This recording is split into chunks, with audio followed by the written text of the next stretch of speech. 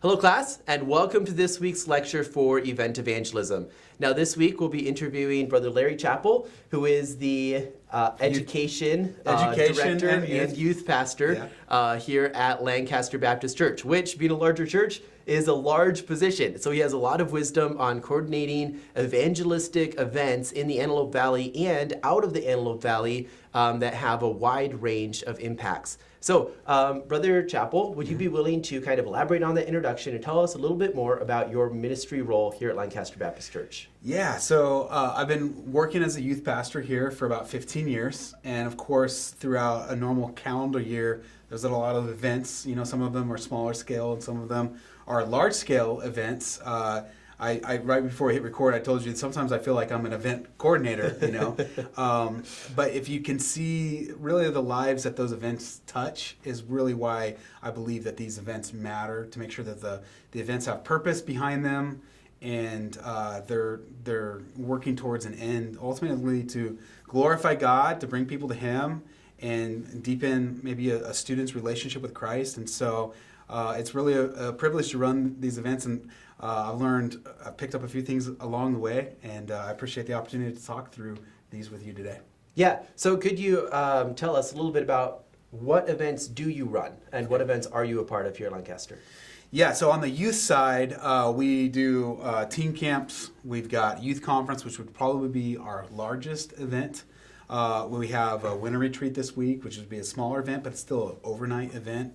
And then we have smaller one-day events. So those are some of the events that we run throughout the year. I am also the coordinator for a spiritual leadership conference, which is a huge event. One of the things I learned this last year is that's a year-round event. We never stop working on spiritual leadership conference. I mean, the moment one conference is done, we're sending save the dates, RSVPing speakers, and getting a committee ready for the next year. So that's been nonstop. And then we've got a marriage conference coming up in a few weeks that I'm overseeing. So there are a lot of events. But that gives you kind of an idea of the events that I help to oversee. Yeah. With the youth conference, could you tell the class a little bit about where the youth conference reaches and what is its impact goals as we put it on? Yeah, so from a youth pastor perspective, I'm a big believer in youth conference because youth conference is the funnel to which kids get called into ministry. It's one of the ways that kids get called into ministry. That can happen, surrendering your life to the Lord can happen at a church service. It can happen at a missions conference. One of the places it happens is teen camp and youth conference. And so I see the lasting impact of youth conference because I know personally teens that have come and attended a conference having never considered what God would have them to do for their life. And today, they're a faithful layperson, or they're a missionary, or they're serving the Lord. And so I forgot the question that you asked me. I was talking about youth conference. What was that? Yeah. So where does it reach to? Okay. Like what's the audience that it can reach? Sure. And then what is our goal of a youth conference? Yeah, so I mean, we want as many kids to come on campus as possible. So when we talk about our reach, who could potentially come, we start with like a hot list. We have a hot list of 15,000 churches on that hot list. And so like we sent out an invite to all of those. And that's not cheap. That's thousands of dollars to do. So when you talk about who does it reach, we want to reach everybody, right? So we start with that. From there, we'll go even to social media advertisements and things like that. We have a smaller list of churches that have come within the last 5 years. And so we want to talk realistically who might come. That's the reach of it, you know, and those are thousands of teens or teens represented and hundreds of churches. When it comes down to the conference, we'll probably have a couple hundred churches that bring groups to the conference. Some of those will be groups of 40, 50 teens, heavier on the West Coast because it's within driving distance. I would say half of our conference comes from the Southern California area, and the other half comes from outside of the Southern California area. Some of them on the East Coast, some from overseas, Canada, Philippines, Australia. And so there's a lot of moving parts with that. Primarily here in Southern California is who we're reaching. But we want to reach anybody and everybody. So we want to cast that net out to anyone. And I think of this in two ways. Our conference, I think of who we could potentially reach from a ministry and from a college perspective. This is a good opportunity for kids to get a little bit of exposure. It's not a college days or a West Coast up close type of an event, Right. but it's also a place where they can come hear helpful, inspiring Bible messages and remember this place as a place where they were close to God or they made an important decision. So there's that audience that we're trying to reach. As a youth pastor, I'm also wanting to make sure that our teens attend. Yeah. And so I'm working hard to make sure that the teens in our Christian school are going to be there. We've had Bible clubs out in our community. I talk with our Christian club sponsors, the teachers that go to public high school, and we've had good delegations before come from public high school that got permission to get off of school to be here. So I'm thinking all over the place as far as who I want to be there, Right. but it's that. Hopefully that helps a little bit. Yeah. So say one of our students is from probably a smaller church here, a couple hundred people, and their church is wanting to put on a youth conference. They probably don't have the global reach that Lancaster Baptist Church has. Most churches don't. How would you suggest they go about starting to build a community of churches who might be interested in attending such a conference? I think it's a great idea, a great question, and I always look for how ideas are scalable. And when I've taught a video class here in the college before, I'll teach an idea, and hopefully you can scale that one way or another. With that question, and with this question in particular, I believe that the value for me in that question for having a youth conference, like why should you even have one? Because they're a lot of work. Right. It costs money. We've never made money off of a youth conference. So why should you have a youth conference? Or I actually think maybe a youth rally might be a more scaled down version of a conference, maybe like a one-day event. Here's the value that I see in it. There's twofold. First of all, for your teens in your youth group to be able to see other churches in your area vicinity that are living for Christ, right? Right. When you come together with different churches, you can do something maybe a little bit bigger than you would do on a normal event. And I think that's really kind of the nature of an event anyway. An event is something out of the ordinary. It's something special, right? So when I have a youth event, I want it to feel much bigger than a normal Wednesday. And I want my Wednesdays to be awesome. But for maybe a smaller church, maybe a one-day rally, bringing the churches in your community, I think there's value in rubbing shoulders with other Christians. And then the other value I see in the event is gauging the level of volunteers that you have in that event. I think it's a good opportunity to have members of your congregation, members of, if it's a youth event, maybe your youth staff or your church, pulling lay people in to help own that vision, be a part of that, I think is tremendous value in that. I think of Spiritual Leadership Conference in particular. That's something that my dad is really keen on, is who's involved, who's leading from our church. Because we can put on the event from a staff paid perspective, but man, if we're not having buy-in from the church family. And so I think, just to summarize that, I think it's good for believers to connect with other believers, and I believe that events do that, but also for just people within the church, lay people, to buy into an overall vision and come and support that. There's huge value in that. Yeah, and I know talking about Lancaster Baptist Church's youth conference can just be so large that maybe you step back and like, well, that's not something I could ever touch. But having a youth rally that's an evening or a couple days that's hosted at your church is something that's much more attainable, and something that you can invite the churches in your town. Often your pastor knows what other churches are of similar doctrine in the area and is willing to help coordinate inviting those pastors, letting them know what's going on. And it does help those teens to know that, hey, they're not the only ones who are excited about serving the Lord. And one of the things I do is I take our youth groups, sometimes it's just our juniors and seniors, to another church. There's a church in the area, not in this direct area, but in Southern California, that I take our youth group to. And the reason is we host a lot of events, but there's times where I need to be fed. I need to come in, and as a youth pastor, all I have to do is load up the bus and bring them to this church, and it's a one-day youth rally. And so I'm doing the same thing that I'm asking other youth pastors to do. I'm taking our kids to go be a part of a youth rally down in Newport Beach, and it's huge for me, and it's huge for them as well, for all the same reasons. As a youth pastor, looking at a rally that you've been invited to, what do you look for to choose what rallies you would go to? You mentioned like faith. Obviously, that's really important. Above and beyond that, I would say just practically, I look at the calendar. I mean, that's what within the events. Events need breathing room, and that's one thing that we really have to work on here at Lancaster Baptist Church and the college, because there's always an event right around the corner. We're never more than a month away from some major event, whether it's our church, our college, our youth group. And so I guess practically the second thing I look at is the calendar. And so the one that we go to, it just happens to fall in that little window of time where we can make it work, but there's nothing else on the calendar. But events need breathing room. Events need time to lead into them, to announce them. If you start announcing an event way too early, you're never going to get any response. And sometimes we do that here. We'll start announcing something months out. People don't sign up for events months out. There has to be some sort of deadline, and so sometimes we'll impose that deadline. We'll say, hey, the price goes up after this period of time, or registration closes after this time. We do that with our teen camp. We make up these false deadlines because in planning an event, one of the things you have to know is people and money. And that's right. I literally just came from a phone call today with our marriage conference that we're putting on, because we're looking at meals and, okay, how many have signed up? And we need to put a deadline there because you need to know all those practical things about the event.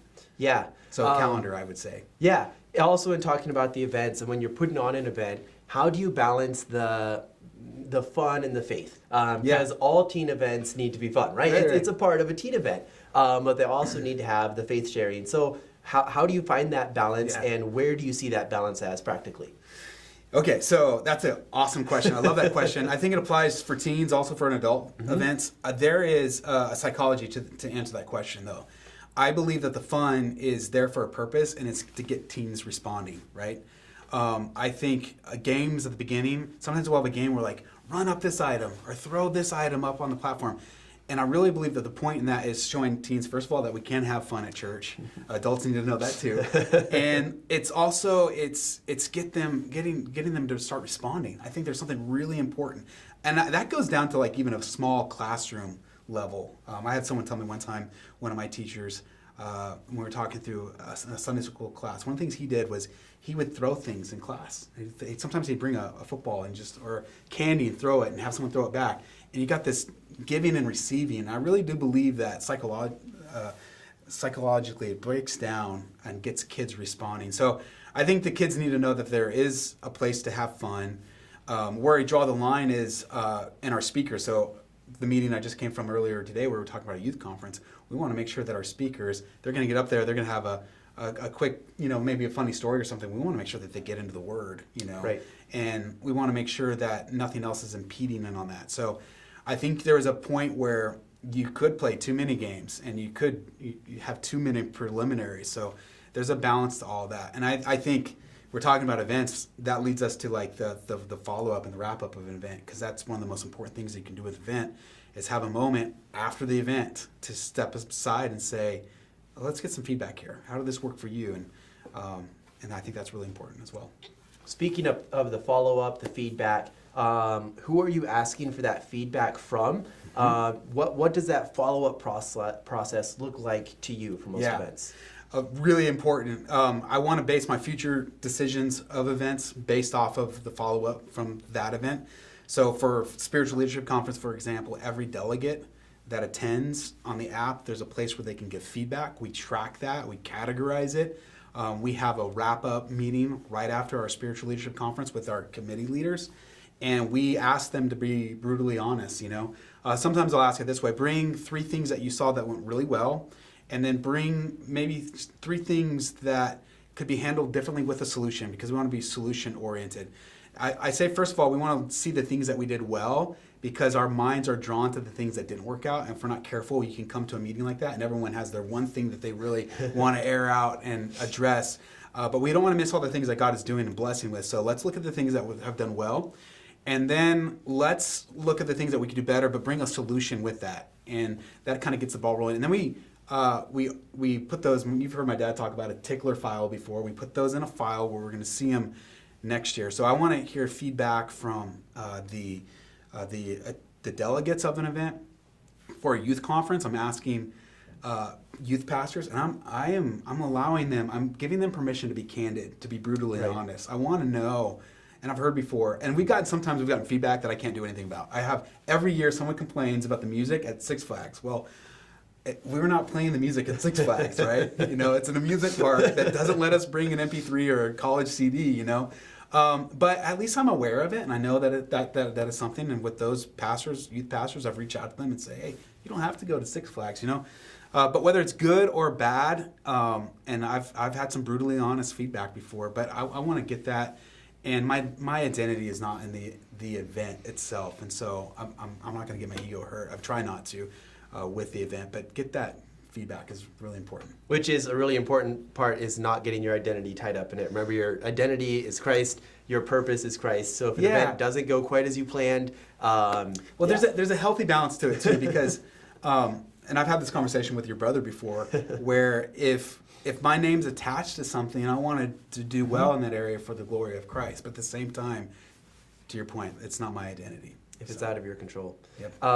And as Brother Chappell was saying there, as you get this feedback, and this is a constant progress, we just had the start of the in-person semester for the college, and we're pulling a lot of this feedback right now. But as a leader, you'll find that when you ask people to bring feedback, it's really important to ask for them to come with some kind of solution, because that's just indispensable. As they come, okay, what's one possible solution? Even if it's not a good one, have them come with some possible solution that can start the ball rolling to fix that problem. Okay, so as we're kind of wrapping up this interview here, what are some aspects of specifically a youth conference or youth rally, or some other events, but specifically youth conference, youth rally, that often are easy to overlook, or that if you haven't run such an event before, you might not think of?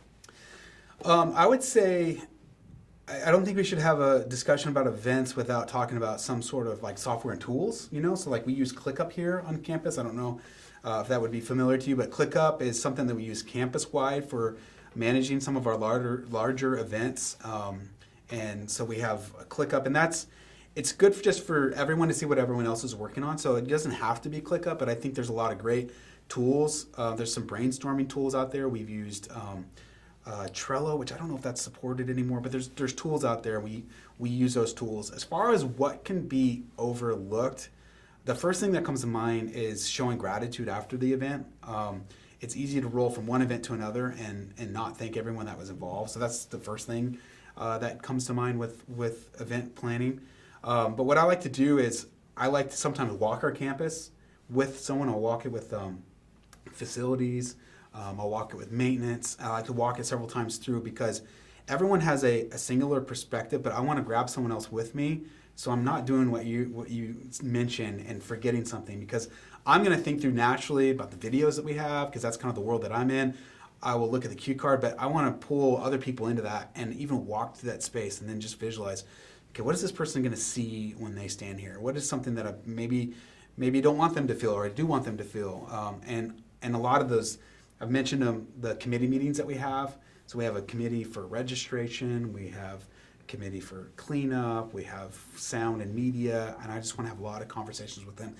And I think we do two things. We have, like for leadership conference, we'll have like 6 committee meetings where we bring everyone together and we give the high view kind of goal objectives.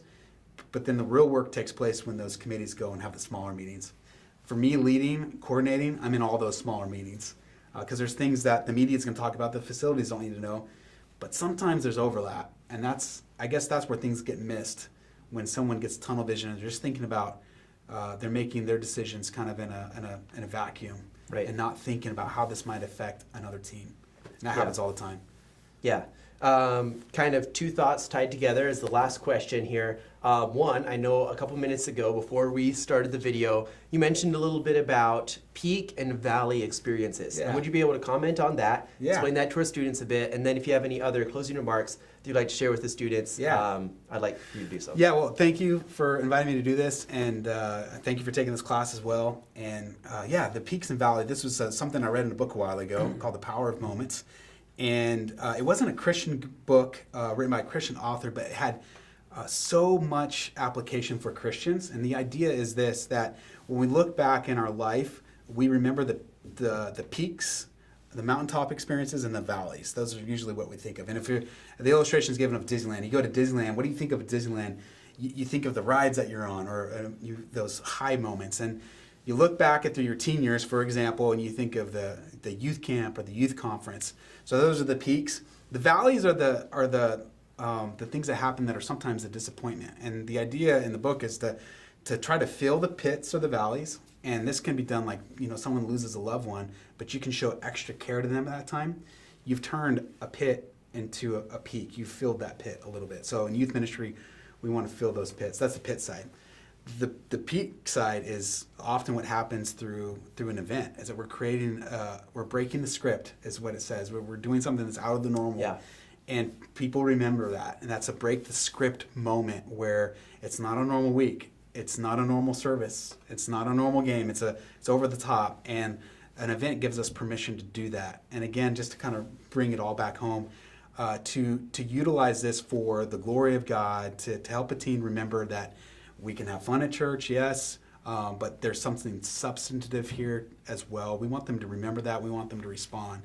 And so, and this is something I constantly remind, whatever the event is, whoever's involved in it, we got to keep our eyes focused on that, because there's a part of event planning that can be a drudgery, if you don't see the end goal of this is what I'm doing is attached to a greater purpose. So I might just be a part of a cleanup team, but if the facilities don't get cleaned after this night, what messages is that going to send? And everything communicates something. So we want to do everything with excellence, and ultimately for the glory of God and the purpose of seeing souls saved, lives changed and surrendered. And so God uses a lot of time. Sometimes they'll just use a normal day. It could be a normal Sunday.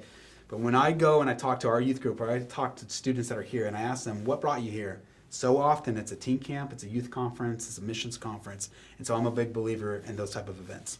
Yeah, and with the breaking the script, the peaks there, often those peaks are made when you try something new and put on these events. And that's what this class is about, is putting on those events that can create a peak moment. And I know Brother Furso talked a lot about trying new things and being willing to go out of the average to be able to try something that can bring one of those above average experiences. Exactly. Yep. Brother Chappell, thank you so much for your time, class. We'll have a discussion board on some of the topics here later this week. Appreciate you guys, praying for you. That is all. Yeah, thanks for having me.